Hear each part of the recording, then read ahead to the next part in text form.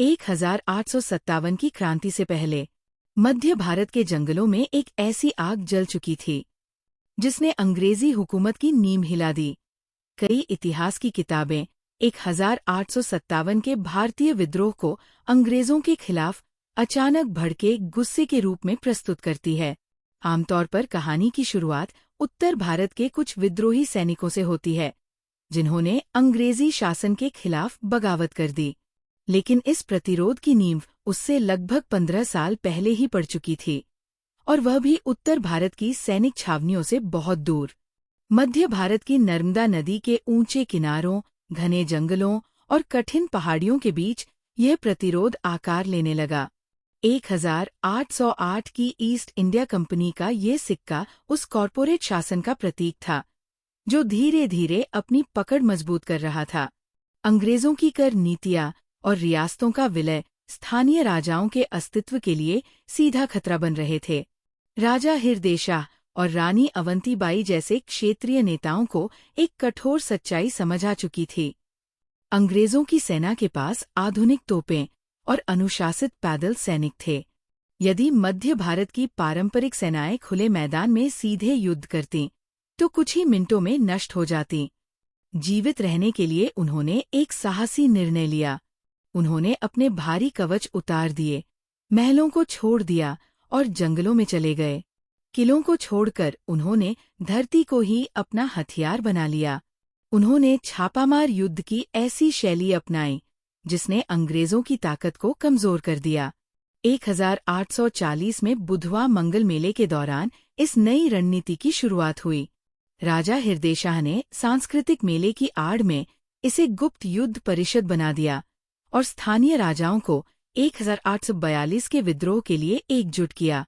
जब अंग्रेजों ने पलटवार किया, तब हृदय शाह ने अप्रत्याशित कदम उठाया। उन्होंने अपने किले की रक्षा करने के बजाय उसे खाली कर दिया और सेना को जंगलों में ले गए। उन्होंने अंग्रेजों की धीमी सप्लाई लाइनों पर लगातार हमले किए और भारी तोपें पहुंचने से पहले ही जंगल में गायब हो जाते। स्थानीय किसानों और गोंड जनजातियों ने उन्हें भोजन और गुप्त सहायता दी। वे अंग्रेज सैनिकों को गलत रास्तों पर भेजकर घात लगाकर हमला करवाते थे। 1842 के इस अभियान ने साबित कर दिया कि दुनिया की सबसे आधुनिक सेना भी तब कमजोर पड़ जाती है जब भूगोल और स्थानीय लोग उसके खिलाफ खड़े हो जाए। 15 साल बाद रामगढ़ की रानी अवंतीबाई ने भी यही रणनीति अपनाई। अंग्रेजों ने डॉक्ट्रिन ऑफ लैप्स नामक नीति के तहत उन रियासतों को हड़पना शुरू कर दिया था जिनका कोई पुरुष उत्तराधिकारी नहीं था। अवंतीबाई ने अंग्रेज अधिकारियों को अपने राज्य से बाहर निकाल दिया। उन्हें पता था कि बदला जरूर लिया जाएगा, इसलिए उन्होंने पड़ोसी राजाओं को जगाने के लिए एक मनोवैज्ञानिक रणनीति अपनाई। उन्होंने पड़ोसी राजाओं के पास चूड़ियां भेजी और संदेश दिया, या तो तलवार उठाकर अपनी मातृभूमि की रक्षा करो, या घर बैठकर ये चूड़ियां पहन लो। इस अपमान ने असर किया और उन्होंने जल्द ही 4000 सैनिकों की सेना तैयार कर ली।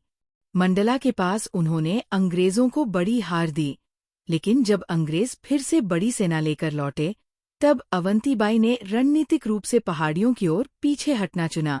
उन्होंने वही कठिन पहाड़ी इलाका चुना जिसका इस्तेमाल हृदय शाह पहले कर चुके थे। यहीं पर दोनों प्रतिरोध आंदोलनों की राहें एक हो गईं। हृदय शाह और उनके परिवार ने फिर से संघर्ष में हिस्सा लिया और 1857 के विशाल विद्रोह में अपना अनुभव लगाया। अंततः अंग्रेजों ने जंगलों की रक्षा पंक्तियों को तोड़ दिया। हार निश्चित देखकर और गिरफ्तारी का अपमान स्वीकार न करते हुए रानी अवंतीबाई ने स्वयं अपनी तलवार से प्राण त्याग दिए। हृदय शाह भी युद्ध में वीरगति को प्राप्त हुए और उनके परिवार के कई सदस्यों को बाद में फांसी दे दी गई। मृत्यु को आत्मसमर्पण पर चुनकर उन्होंने अंग्रेजों को सार्वजनिक गिरफ्तारी का प्रचार करने का अवसर नहीं दिया। अंग्रेजों ने बदले में कठोर कार्रवाई की। उन्होंने इन नेताओं के नाम सरकारी अभिलेखों से मिटाने की कोशिश की, उनकी जमीनें जब्त कर लीं और उनके समर्थकों को दंडित किया।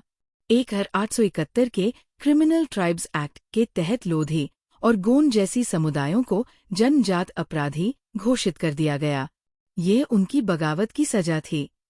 सरकारी इतिहास से मिटाए जाने के बाद भी ये स्मृतियां लोकगीतों और मौखिक परंपराओं में जीवित रहीं। गोंड समुदाय पीढ़ियों तक आग के आसपास बैठकर अवंतीबाई और हिरदे शाह की वीरता की कहानियां सुनाता रहा। अंग्रेज इन कहानियों को मिटाना चाहते थे, लेकिन अनजाने में उन्होंने इन्हें और अमर बना दिया।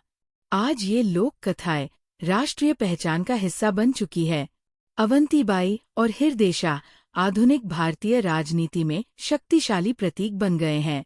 राजनीतिक दल आज भी अवंतीबाई के नाम का इस्तेमाल लाखों लोधी और अन्य पिछड़े वर्गों के मतदाताओं को संगठित करने के लिए करते हैं। इस राजनीतिक प्रभाव के कारण उनकी विशाल प्रतिमाएं बनाई गईं, स्मारक डाक टिकट जारी किए गए और राष्ट्रीय इतिहास की किताबों में उन्हें स्थान मिला।